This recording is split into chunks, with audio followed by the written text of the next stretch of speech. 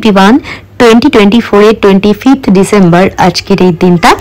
তো এদিন ব্লগটা আমি শুট করেছিলাম তোমাদের সঙ্গে শেয়ার করব বলে, বাট আজকে আমি ভয়েস ওভার দিচ্ছি। এখন তো 2025 পড়ে গেছে, বুঝতেই পারছো। তো সেই জন্য আজকে শেয়ার করছি। রুই ড্যাডি অফিস থেকে ফেরার পথে আমাদের সঙ্গে মিট করে নিয়েছিল, তো আমরা একসঙ্গে চলে এসেছিলাম 25th ডিসেম্বর 2024 সেলিব্রেট করব বলে।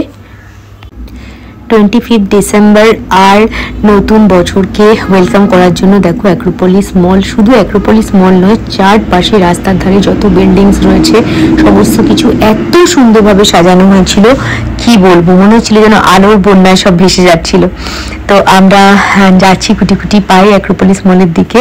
তো আজকের এই দিনে মানে ওখানে বুঝতেই পারছো একটা জায়গা পাওয়া মানে বসার জন্য যথেষ্ট মানে কঠিন ব্যাপার।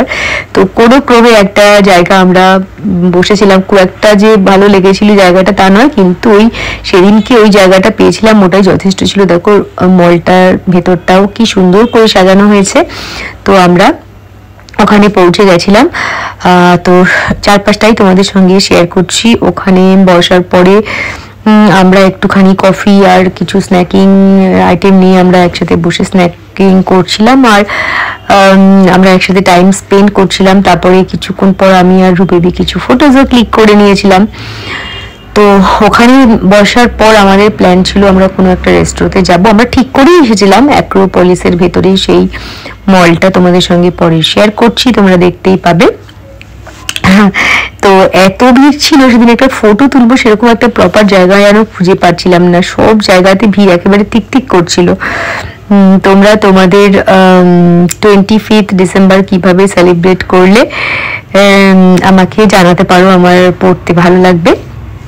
আমরা এভাবেই সেলিব্রেট করেছিলাম, সেটাই তোমাদের সঙ্গে শেয়ার করছি। এখন আমরা ফুড কোর্টের দিকে যাচ্ছি ঝটপট করে, যাতে কিনা আমরা একটু ওখানে বসে টাইম স্পেন্ড করতে পারি।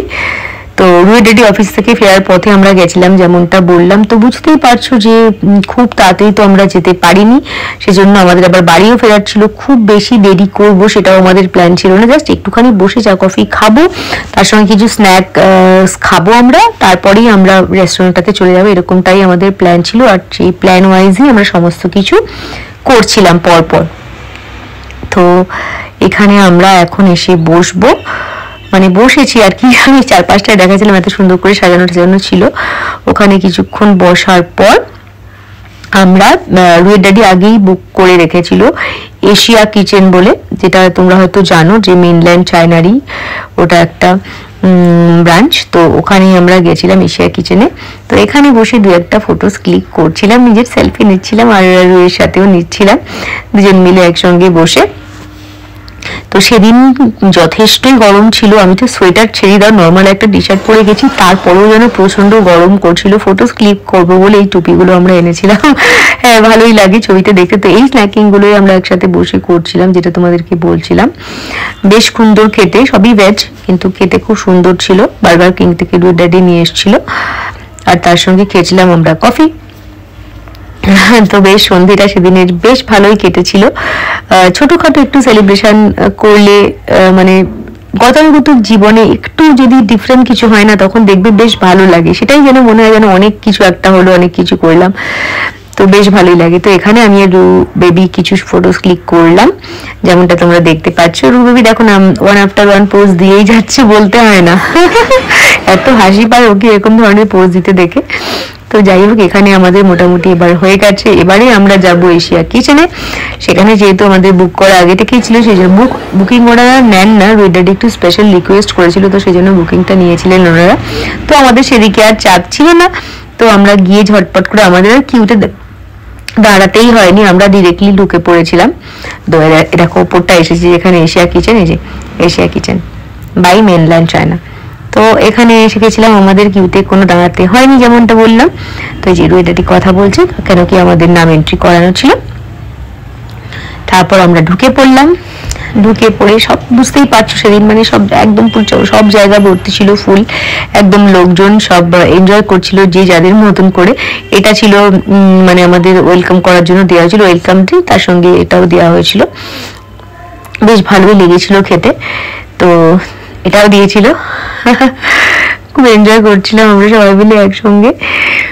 তো যাই হোক, মাঝখানে আবার রুবেবি একটুখানি রাগ হয়ে গেছিল, তখন একটু কান্নাকাটি করেছে, আমার ওপর গুচ্ছা করছে, রেগে গেছে।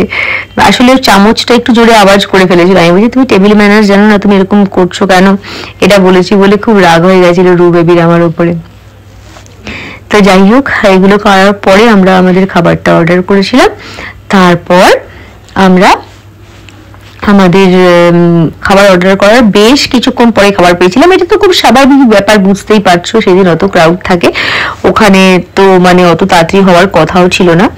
তো যাই হোক, আমরা আমাদের মতো খাবারকে ভুলে গেছিলাম, অ্যাকচুয়ালি খাবারটা খেতে শুরু করে দিয়েছিলাম, সাডেনলি মনে পড়ে গেছিল আমার, তারপরে একটুখানি অল্প করে ক্লিপিংস নিয়েছিলাম, তাই সেটাই শেয়ার করে দিলাম তোমাদের সঙ্গে। 25টা আমাদের এভাবেই কেটেছিল। এই ভিডিওটা দেখতে যদি তোমাদের ভালো লেগে থাকে তাহলে please do like, share and subscribe to my channel. দেখা হবে অন্য কোনো একটা ভিডিওতে। Till then take care and bye by.